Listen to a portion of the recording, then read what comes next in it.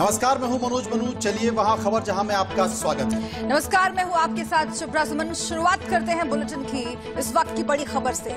उत्तर प्रदेश में लव जिहाद के खिलाफ अध्यादेश पास हो गया है। योगी कैबिनेट में अध्यादेश को पारित कर दिया गया है। इस वक्त की बड़ी खबर और अहम बात ये कि दोषियों को 10 साल की सजा का प्रावधान इसमें रखा गया है। जी हां, एक के बाद एक तमाम बीजेपी शासित राज्यों से लव जिहाद को लेकर कानून बनाने की बात आ रही है और इसके पहले मध्य प्रदेश की सरकार ने भी कुछ ऐसा ही प्रस्ताव बनाकर तैयार किया था जिसमें 5 साल की सशक्त कैद की बात की गई थी। लेकिन उत्तर प्रदेश की सरकार ने इस पूरे मामले में एक कानून बना दिया है और सबसे बड़ी बात है कि कानून बनेगा तब जबकि विधानसभा में जाएगा, लेकिन अध्यादेश कैबिनेट में पास कर दिया है और विधानसभा में जाते ही ये कानून बन जाए। बिल्कुल याद कीजिए, भरी सभा में सीएम योगी आदित्यनाथ ने ऐलान किया था कि लव जिहाद करने वालों को बख्शा नहीं जाएगा और उसी वक्त ये तय हो गया था कि एक कानून सरकार लाने वाली है और आज ही वो दिन है जब अध्यादेश आ गया है। खुर्रम निजामी हमारे संवाददाता इस वक्त हमारे साथ जुड़ेंगे। उसके पहले आपको बता दें कि उत्तर प्रदेश की सरकार का बड़ा फैसला हो गई। शादी के 3 महीने बाद पता चलता है कि वो इस्लाम धर्म में उनको कन्वर्ट करा जा रहा है। तो ये सब चीजें आई हैं, तो इसलिए कानून होना चाहिए। कोर्ट ने भी कहा है, अन्य कोर्ट भी बोल चुके हैं। तो उसके लिए आज हम लोग एक अध्यादेश लेकर आए हैं और इससे जो कानून है उसको ताकत भी मिलेगी और इस प्रकार के जो छल कपट करते हुए, बल का इस्तेमाल करते हुए, प्रलोभन देते हुए जो लोग धर्म परिवर्तन करते हैं उनके ऊपर भी कठोर कार्रवाई होगी। के लिए कह रहे थे आदरणीय योगी जी ने आज यहाँ कैबिनेट में इसको हम लोग सब ने पास किया है। तो जाहिर सी बात है कि ये जनहित का कानून है और इससे लोगों की जिंदगियां सुरक्षित होंगी। हमारी बच्चियों की, जिनको बहला फुसला कर लोग शादी कर लिया करते थे और उसके बाद धर्म परिवर्तन करते थे, उनको दबाव बनाते थे कि आप इस्लाम कबूल करिए, कोई निकाह करने की बात करता था। तो इस तरह की जो बातें थी उन पर विराम लगेगा और जो लोग इस साजिश में शामिल थे, जो सिंडिकेट चला रहे थे और जो उनकी दुकानें चल रही थी, उनकी दुकानें भी बंद हुई हैं, उनको जेल में डालने का काम करेगी। अब हमारे उत्तर प्रदेश में सब नहीं चलेगा। तो उत्तर प्रदेश सरकार के मंत्री ये बता रहे थे कि तमाम सारी बातें थी उन पर लगाम लगेगी, लेकिन क्या बातों पर ऐसे ही लगाम लगती है? सीधे चलेंगे लखनऊ, जहां पर हमारे संवाददाता खुर्रम इस वक्त हमारे साथ मौजूद है। खुर्रम, एक बात आपसे जानना चाह रहे हैं कि ऐसा क्या कि आनन फानन में उत्तर प्रदेश की सरकार कैबिनेट में इस अध्यादेश को लेकर आई है? कहीं ऐसा तो नहीं कि आज लव जिहाद को लेकर इलाहाबाद हाईकोर्ट में जिस तरह की चर्चा हुई है, जिस तरह की टिप्पणी वहां की कोर्ट ने की है, उससे डरकर उत्तर प्रदेश की सरकार आनन फानन में ये लेकर आई है?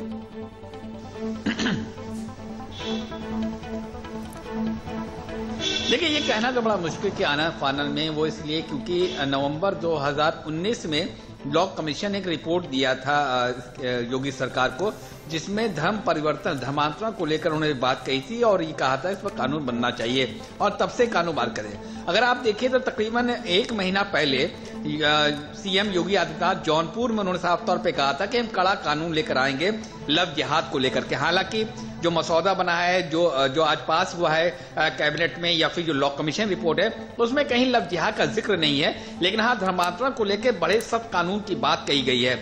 मसलन 1 से 10 साल तक की सजा है, 50,000 तक का जुर्माना है, तमाम तरीके की चीजें हैं। तो आनन फानन में नहीं कहा जाएगा। लेकिन हाँ, एक बात जरूर है कि योगी आदित्यनाथ को मालूम है, जो कि मुख्यमंत्री हैं उत्तर प्रदेश के, उनको मालूम है कि 2022 के चुनाव में इस अध्यादेश का क्या मायने होगा, जो बहुत जल्द कानून बन जाएगा। उनको इलाहाबाद हाईकोर्ट ने क्या कहा? इलाहाबाद हाईकोर्ट ने क्या कहा? इसका क्या मतलब को यह भी बताना पड़ेगा कि इलाहाबाद हाईकोर्ट ने क्या कहा। देखिए, इलाहाबाद हाईकोर्ट के 2 जजमेंट हैं। एक जजमेंट आज कल का है और एक जजमेंट तकरीबन 20 दिन पुराना है।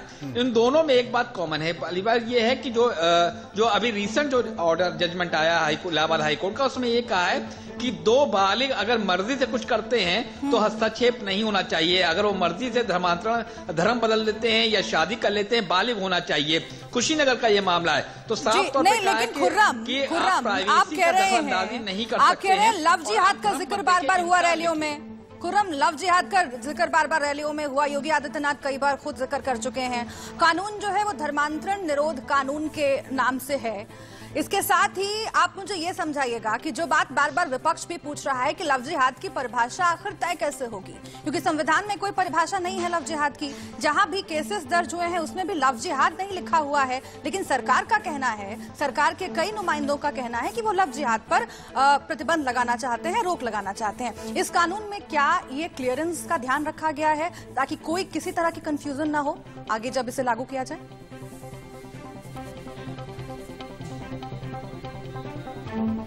किया गया लव जिहाद। अब केरल हाईकोर्ट के जजमेंट की बात की जाती है, उसमें भी लिखा हुआ है कि लव जिहाद जैसी चीज पाई नहीं गई है, और जो शादी जिसको लेकर मामला कोर्ट पहुंचा था, सुप्रीम कोर्ट तक ने उसको डिटो किया है, सुप्रीम कोर्ट तक ने उस शादी को सही माना है।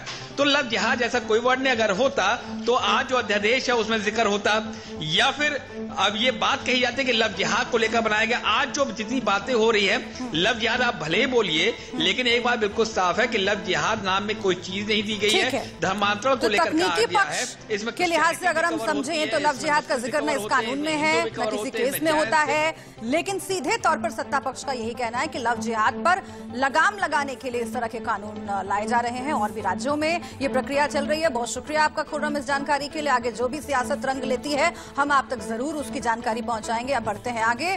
कोरोना का कहर बढ़ता जा रहा है। जी हां, देश भर में कोरोना काबू से बाहर होता जा रहा है। तमाम कोशिश और एहतियातों के बावजूद राज्य सरकारें इस पर लगाम लगाने में नाकाम साबित हुई। जी हां, दिल्ली, मुंबई और गुजरात जैसे शहरों में हालत बेहद खतरनाक स्तर पर पहुंच गए हैं और इसी वजह से देश के प्रधानमंत्री नरेंद्र मोदी ने कोरोना प्रभावित राज्यों के साथ आज वीडियो कॉन्फ्रेंसिंग के जरिए एक रिव्यू बैठक की।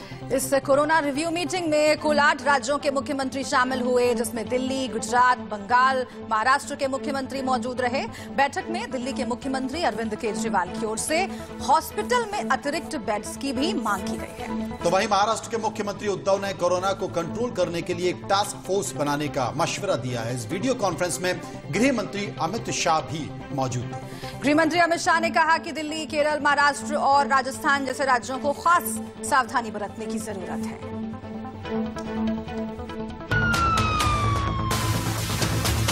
भाई ढिलाई मत बरतिए, क्योंकि कोई वैक्सीन नहीं है, दवाई नहीं है, हमारे पास एक ही रास्ता बचा है, हम हर एक को कैसे अपने आप बचाएं। प्रधानमंत्री नरेंद्र मोदी ने मंगलवार को देश के 8 सबसे अधिक कोरोना प्रभावित राज्यों के मुख्यमंत्रियों के साथ बैठक की। पीएम मोदी ने इस दौरान कोरोना वैक्सीन पर देश के प्लान की बात भी साझा की। पीएम मोदी ने मुख्यमंत्रियों से कहा कि दुनिया की हर वैक्सीन पर सरकार की नजर है, लेकिन अभी भी हमें सावधान रहने की जरूरत है। पीएम मोदी ने राज्यों से वैक्सीन डिस्ट्रीब्यूशन को लेकर अपना प्लान देने की बात भी रखी। अभी ये तय नहीं है कि वैक्सीन की 1 डोज होगी, 2 डोज होगी या 3 डोज होगी। ये भी तय नहीं है कि इसकी कीमत कितनी होगी, उसकी कीमत कितनी होगी, ये कैसे होगी। यानी अभी भी इन सारी चीजों के सवालों के जवाब हमारे पास नहीं है।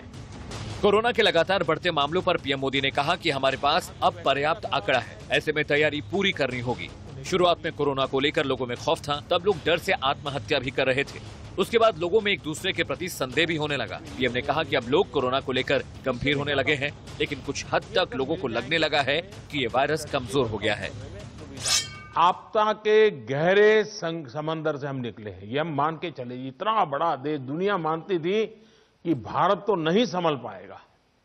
आपदा के गहरे समंदर से हम निकलकर हम किनारे की तरफ बढ़ रहे हैं। हम सभी के साथ वो पुरानी जो एक शेर शायरी चलती है, ऐसा न हो जाए कि हमारी किश्ती भी वहां डूबी जहां पानी कम था। प्रधानमंत्री नरेंद्र मोदी के साथ वीडियो कॉन्फ्रेंसिंग में दिल्ली के मुख्यमंत्री अरविंद केजरीवाल भी शामिल हुए। केजरीवाल ने केंद्र सरकार से राजधानी में 1000 अतिरिक्त आईसीयू बेड्स की मांग की। साथ ही केजरीवाल ने पीएम नरेंद्र मोदी से प्रदूषण के मसले पर भी दखल देने की अपील की। पीएम मोदी के साथ कोरोना संकट पर हुई बैठक में पंजाब के मुख्यमंत्री कैप्टन अमरिंदर शामिल नहीं हुए। इसके अलावा राजस्थान के मुख्यमंत्री अशोक गहलोत ने बैठक में कहा, राज्य में अब 100% RT-PCR टेस्ट हो रहे हैं। इसके अलावा अभी night curfew, mask, social distancing जैसे मसलों पर भी एक्शन लिया जा रहा है। कोरोना संकट पर प्रधानमंत्री नरेंद्र मोदी की अगुवाई में हुई बैठक में पश्चिम बंगाल की मुख्यमंत्री ममता बनर्जी अलग ही राग अलापती नजर आईं। उन्हें कोरोना से ज्यादा जीएसटी की चिंता थी। ममता बनर्जी ने प्रधानमंत्री से मांग की कि केंद्र सरकार राज्य का बकाया जीएसटी जल्दी वापस करे। महाराष्ट्र के मुख्यमंत्री उद्धव ठाकरे ने कहा कि उन्होंने एक टास्क फोर्स का गठन किया है जो राज्य में कोविड वैक्सीन के वितरण पर काम कर रही है। इसके अलावा वो सीरम इंस्टीट्यूट के आधार पूनावाला के संपर्क में भी बने हुए हैं। प्रधानमंत्री नरेंद्र मोदी और राज्यों के मुख्यमंत्रियों की बैठक की शुरुआत गृह मंत्री अमित शाह ने की थी। अमित शाह ने कहा कि यूरोप और अमेरिका में फिर से मामले बढ़े हैं, ऐसे में हमें सावधान रहना होगा। अमित शाह ने राज्यों से सोशल डिस्टेंसिंग और मास्क को जरूरी करने पर जोर देने की बात भी कही। अमित सिंह के साथ आकाश विजय चौहान, इंडिया न्यूज, दिल्ली। और दिल्ली में कोरोना को लेकर क्या हालात बने हुए हैं, ज्यादा जानकारी के लिए अरुण धांता जुड़े हुए हैं हमारे संवाददाता सीधे दिल्ली से। अरुण, दो बहुत महत्वपूर्ण बातें बार बार सुनी जा रही हैं। एक तो बेड्स की जो कमी है, जो स्वास्थ्य सुविधाओं में खामियां हैं, उसको लेकर जो दिल्ली सरकार का तर्क है। अरविंद केजरीवाल ने अतिरिक्त आईसीयू बेड्स की मांग भी की है। दूसरा, दिल्ली सरकार के मंत्रियों से जब पूछा जा रहा है, वो लगातार कह रहे हैं कि पराली की वजह से ये समस्या बहुत बढ़ गई है। क्या ये दोनों तर्क जो हैं, जो दोनों पॉइंट्स मैंने गिनाए, क्या अपनी नाकामयाबियों को छुपाने के लिए हैं?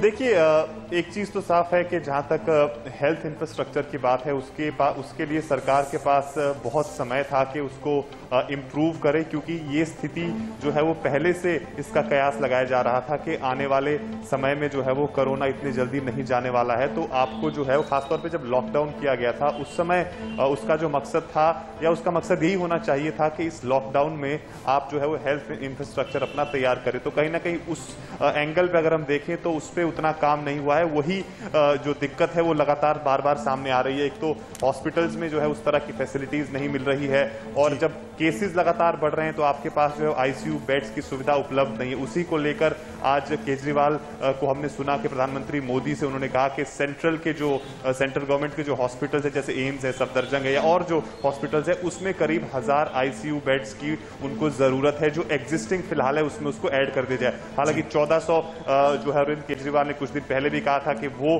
दिल्ली सरकार के अंडर जो अस्पताल आते हैं उसमें वो एडिशनल ऐड करेंगे, जिसमें से 700-800 शायद अब तक ऐड हो चुके हैं। उसके अलावा जो दूसरी चीज है वो पराली को लेकर जो लगातार एक बड़ी बात कही जा रही है कि प्रदूषण इतना ज्यादा है, और वो एक जो है बहुत बड़ा फैक्टर कहा जा रहा है कि उसके कारण जो है ये कोरोना के केसेस बढ़े हैं। वो पहले से भी माना जा रहा था कि जैसे जैसे सर्दी बढ़ेगी, क्योंकि पोल्यूशन का कोई इस साल का नहीं है, वो हम कई सालों से देखते आ रहे हैं कि हर साल नवंबर, दिसंबर और जनवरी में पोल्यूशन का एक मतलब बढ़ता। एक कारण ये भी है जिसको गिनाने की कोशिश की दिल्ली के मुख्यमंत्री अरविंद केजरीवाल ने, लेकिन ये अकेले राज्य का विषय नहीं है, ये केंद्र का विषय नहीं है, ये एक महामारी है। और राज्य केंद्र भले ही दोनों के बीच में टकराव हो, अगर मिलकर बैठकर रणनीति बनाए तो शायद एक बेहतर शुरुआत और हो सकती है। कोरोना को लेकर राजनीतिक दल, राजनेता और राज्य तो परेशान है, लेकिन एक और बड़ा मुद्दा है महाराष्ट्र का, राजनीति। राजनीति को लेकर भी काफी शिकन राजनेताओं के माथे पर देखी जा रही है। यही कारण है कि महाराष्ट्र में राजनीति की हलचल तेज हो गई है। केंद्रीय मंत्री राव साहब दानवे पाटिल ने दावा किया है कि राज्य में भारतीय जनता पार्टी की सरकार जल्द बन सकती है। और इसी पर पूर्व सीएम देवेंद्र फडणवीस का रिएक्शन भी आ गया है। उन्होंने कहा है कि इस बार शपथ ग्रहण समारोह सही वक्त पर होगा, सुबह के वक्त नहीं। देवेंद्र फडणवीस से मीडिया ने बीजेपी की सरकार बनने के दावे पर जब सवाल किया तो उन्होंने कहा कि राज्य में महाराष्ट्र विकास आघाड़ी की सरकार गिर जाएगी, उसके बाद सही समय पर शपथ ग्रहण समारोह होगा।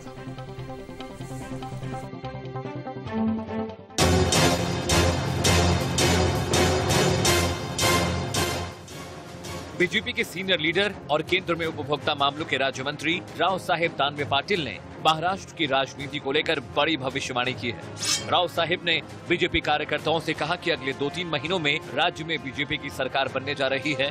विधान परिषद चुनाव प्रचार के दौरान राव साहेब दानवे ने कार्यकर्ताओं से कहा, ये मत समझो कि राज्य में बीजेपी की सरकार नहीं बनेगी।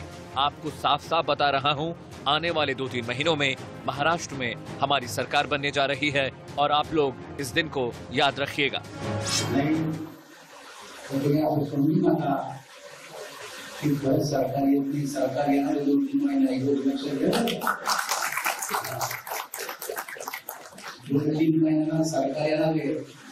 कसं येणार आहे हे जर तुम्हाला पाहिजे तर बाहेर येऊन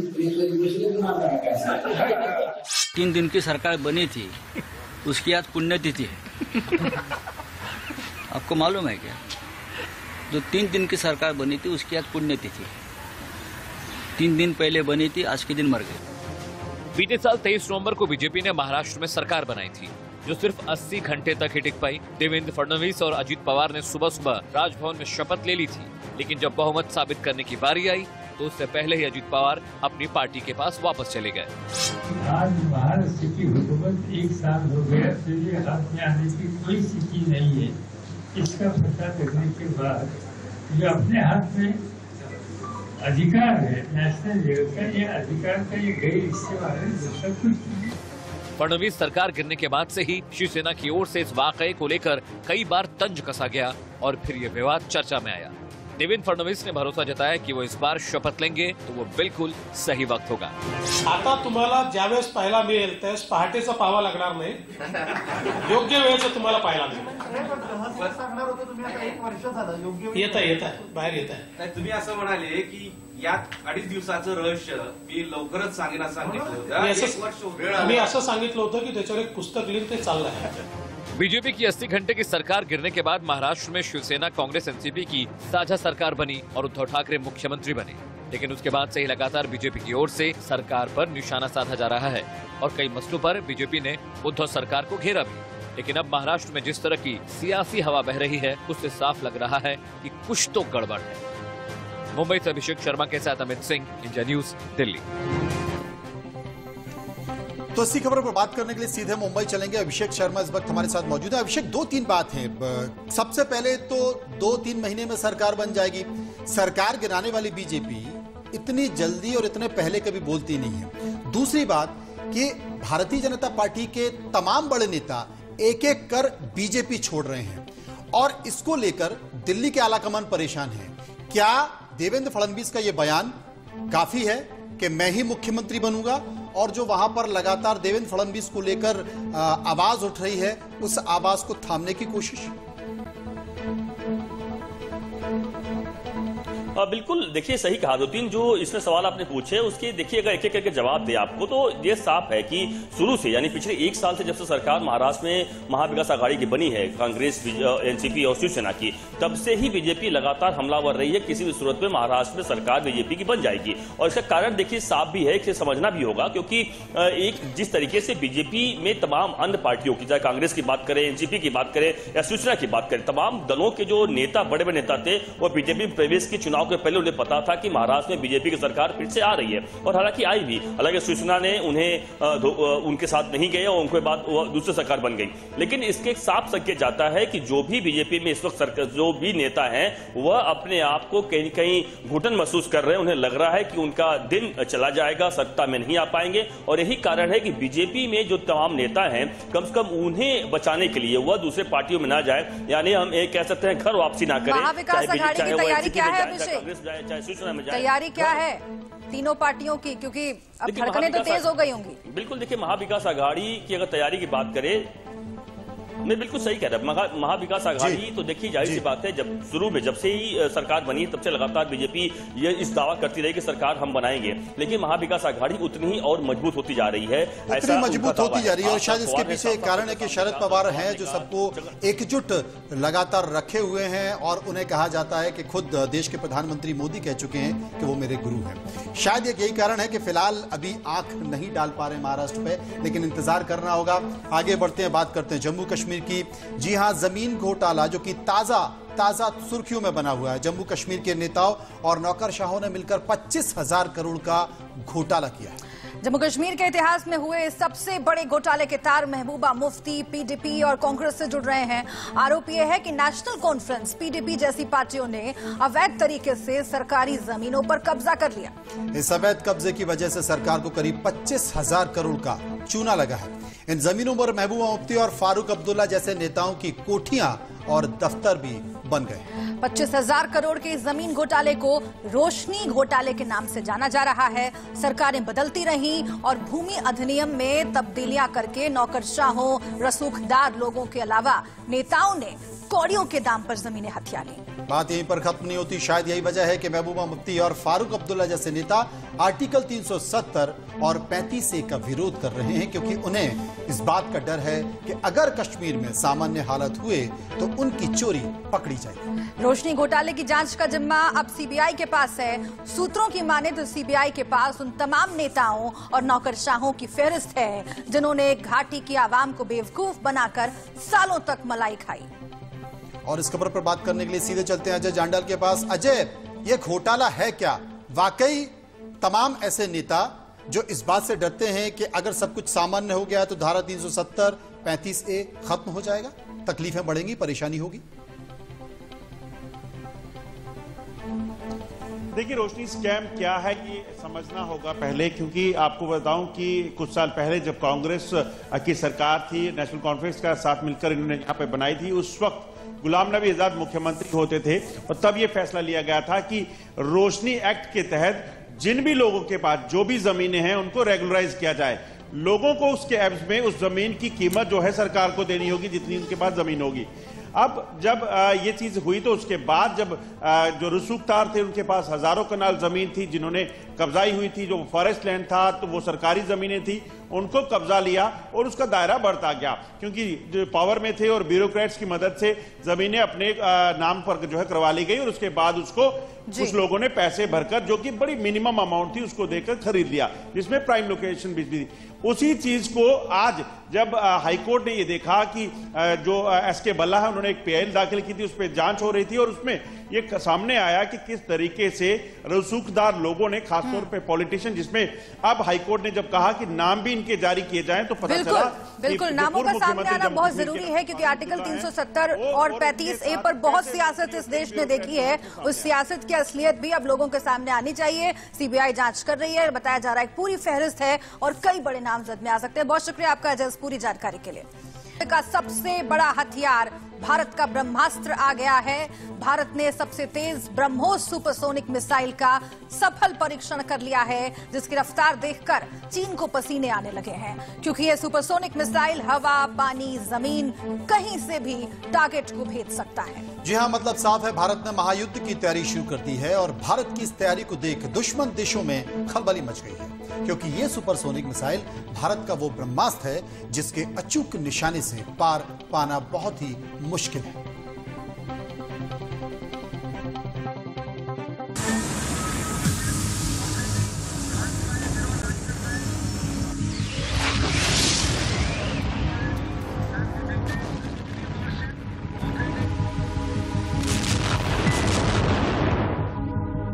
हवा, पानी, जमीन पर दुश्मन होगा खाक।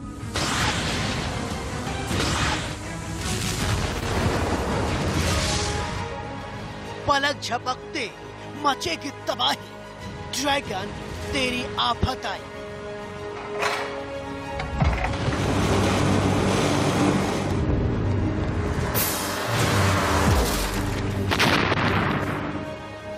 मन की गति से तेज आ गई supersonic missile. Ladies and gentlemen, you can see on your right a BrahMos missile has been launched by INS Kolkata and proceeding towards its target. एक ब्रह्मोस, खूबियां हजार, समंदर में आप आर पार।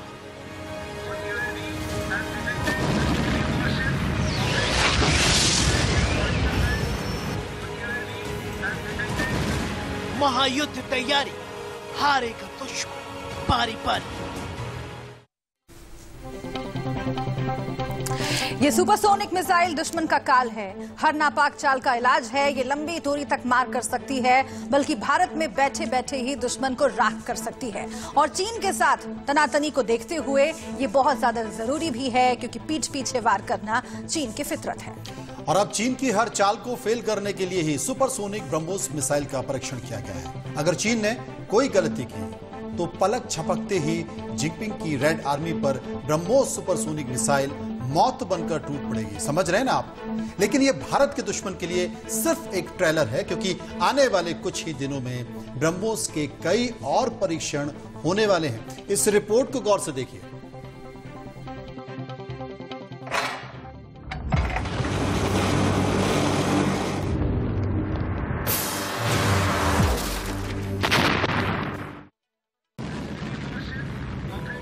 ये भारत के हर एक दुश्मन का काल है।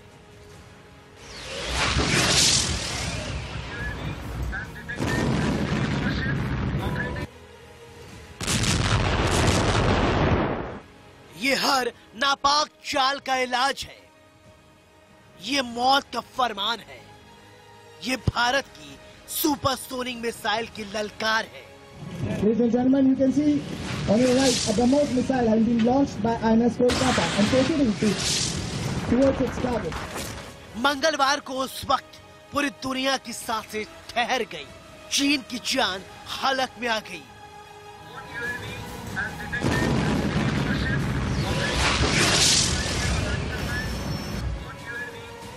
जब भारत ने अंडमान निकोबार द्वीप समूह से अपनी ब्रह्मोस सुपरसोनिक मिसाइल का सफल प्रक्षेपण किया। ब्रह्मोस के दागे जाने के बाद दूसरे द्वीप पर मौजूद अपने अचूक निशाने पलक झपकते ही तबाह कर दिया। इस सुपरसोनिक मिसाइल की सबसे बड़ी खूबी यह है कि ये पहले की तुलना में कहीं लंबी दूरी तक मार कर सकती है,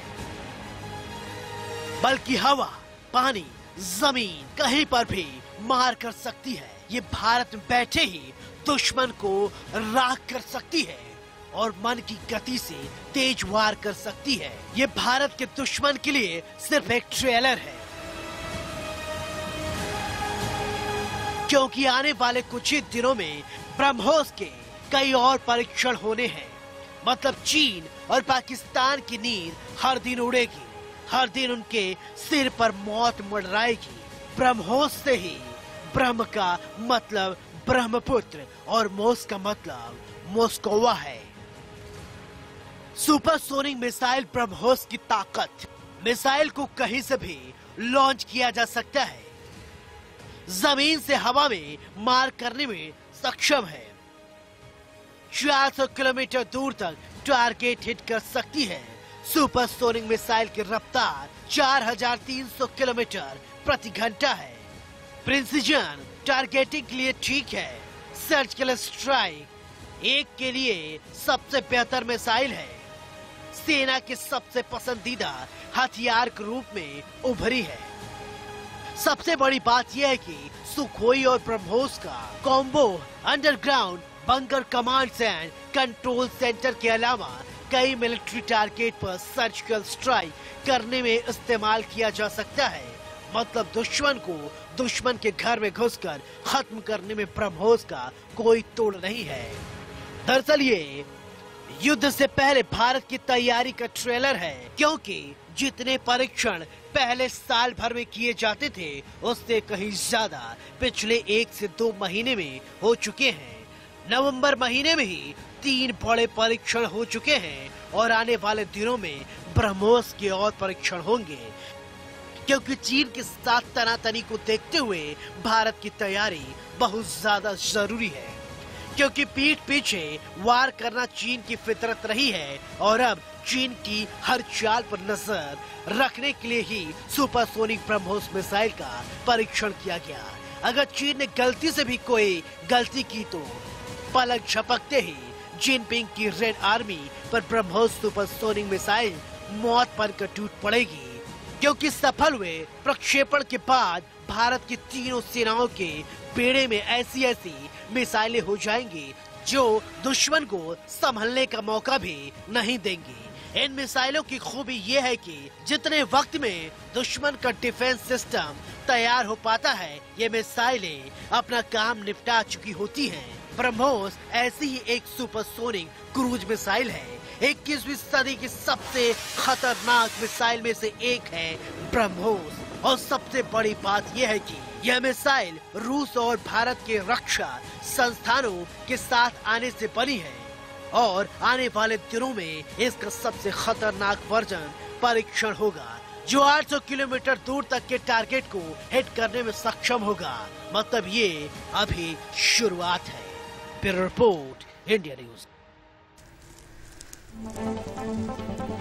चीन के साथ तनातनी के बीच भारत ने हाल ही में कई मिसाइलों के परीक्षण किए हैं और भारत की यह तैयारी बता रही है कि वो चीन पर बिल्कुल भरोसा करने के मूड में नहीं है और हर मोर्चे के लिए तैयार है।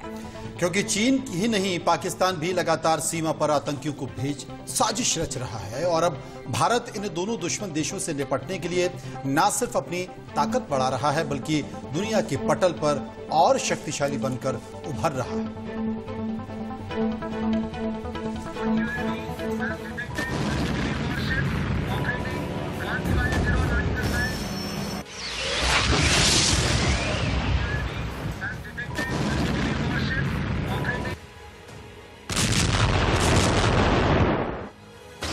एक के बाद एक परीक्षण, एक के बाद एक तैयारी।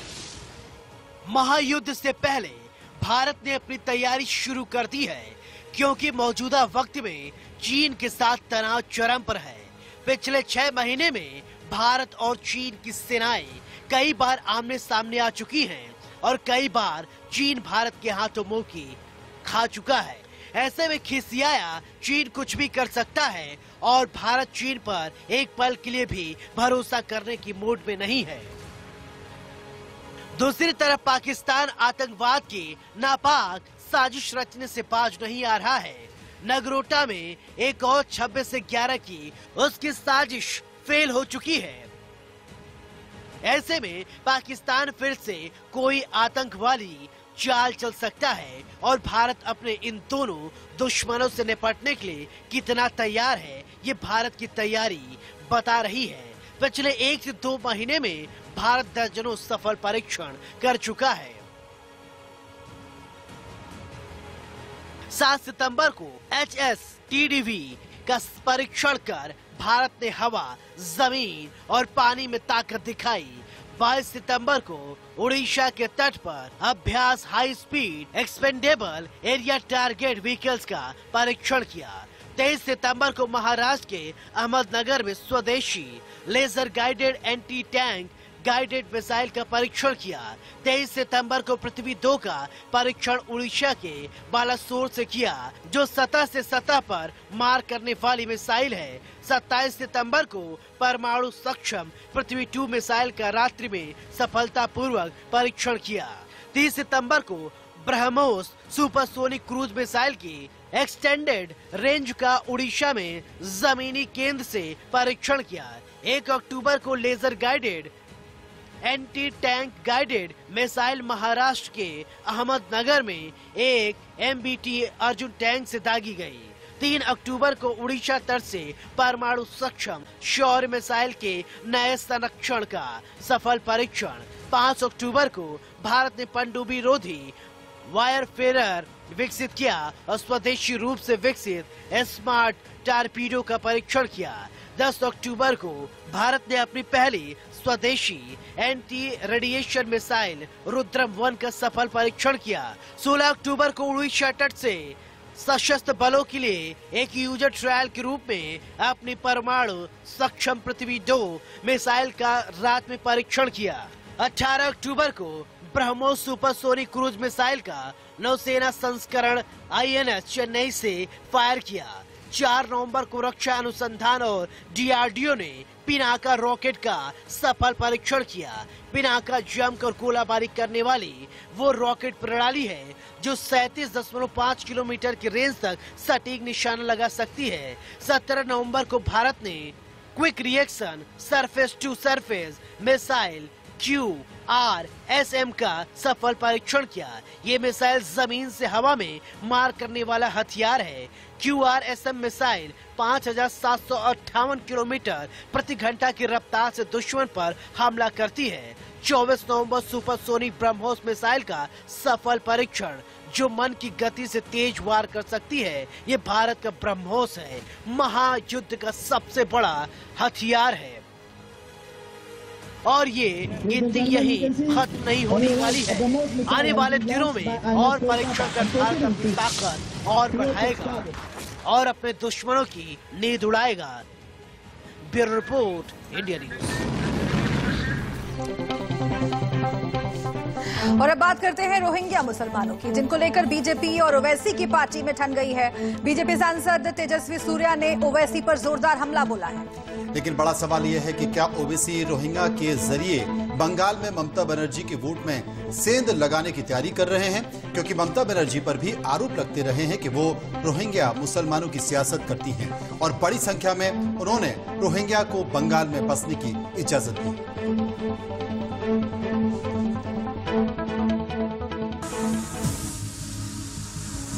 बंगाल में अगले साल विधानसभा चुनाव होने हैं, लेकिन उससे पहले ही देश में रोहिंग्या मुसलमानों का मुद्दा गूंजने लगा है। रोहिंग्या मुसलमानों को लेकर बीजेपी और AIMIM के बीच ठन गई है। That Akbaruddin and Asaduddin Owaisi are speaking about development. They did not let metro come inside old Hyderabad. They have not let any development come inside old Hyderabad. They have not let new infrastructure projects come inside old Hyderabad. The only thing that they have allowed inside old Hyderabad is Rohingya Muslims. So they have no right to speak about development. The party which says give us 15 minutes and we will show Hindus their place has no right to lecture the BJP on secular values and constitutional values. Every single vote to OIC is a vote against India and everything that India stands for. अब BJP वाले तो ऐसा दिख रहा कि कुछ समझ में नहीं आ रहा, बीजेपी को इतना फ्रस्ट्रेशन का शिकार हो गए। 20,000 अगर रोहिंग्या है तो अमित शाह क्या कर रहे? अमित शाह सो रहे, होम मिनिस्टर है ना, उनका काम है देखना 30-40,000 रोहिंग्या के नाम कैसा है। इलेक्ट्रोल लिस्ट क्या अहमद बलाला अपने दफ्तर में बनाए? बल्दिया में इलेक्ट्रोल लिस्ट हम बनाते। अरे 40,000 अगर है बीजेपी वालों, तुम ईमानदार हो तो कल शाम तक 1,000 नाम बताओ रोहिंग्या के, बताओ, मैं भी देखना चाह रहा हूं। मगर नफरत पैदा करना इनका मकसद है। अब ये लड़ाई जो है ये हैदराबाद और भाग्यनगर की लड़ाई। इन आरोप और प्रत्यारोप के बीच बड़ा सवाल ये कि क्या ओवैसी रोहिंग्याओं के जरिए बंगाल में ममता बनर्जी के वोट में सेंध लगाने की तैयारी कर रहे हैं, क्योंकि पिछले कई महीनों से रोहिंग्या मुसलमानों का मुद्दा एकदम शांत था, लेकिन बंगाल चुनाव के पहले फिर इस पर सियासत गर्म हो गई है।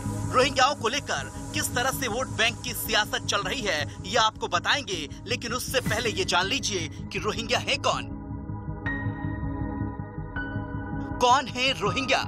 इन मुसलमानों को अवैध बांग्लादेशी प्रवासी माना जाता है। रोहिंग्या मुसलमानों के पास दुनिया में अपना कोई मुल्क नहीं है। ऐतिहासिक रूप से इन्हें अरकानीज इंडियन कहा जाता है। रोहिंग्याओं में मुस्लिम बहुसंख्यक और हिंदू अल्पसंख्यक हैं। म्यांमार सरकार ने इन्हें नागरिकता देने से इनकार कर दिया है। ये म्यांमार में पीढ़ियों से सह रहे थे और अब एक अनुमान के मुताबिक करीब 2 करोड़ रोहिंग्या भारत के अलग अलग राज्यों में रह रहे हैं, जिनमें सबसे ज्यादा रोहिंग्या की संख्या पश्चिम बंगाल में है, जिसकी आबादी करीब 57 लाख से ज्यादा है।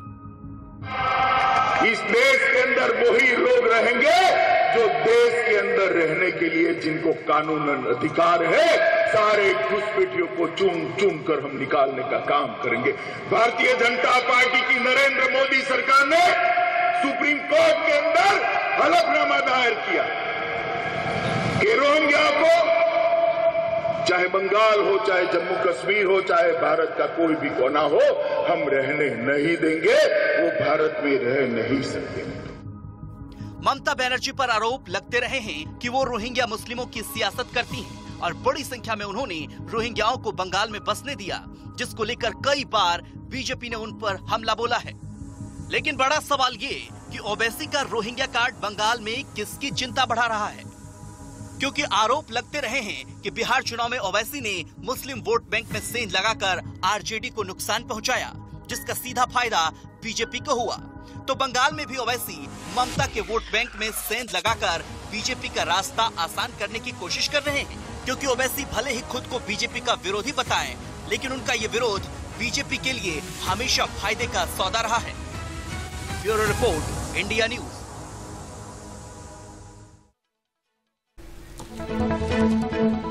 तो बंगाल चुनाव के लिए पार्टियों ने कसली है कमर, और इसी के साथ चलिए वहां खबर जहां में आज के लिए इतना ही। दीजिए इजाजत, कल फिर होंगे हाजिर। नमस्कार।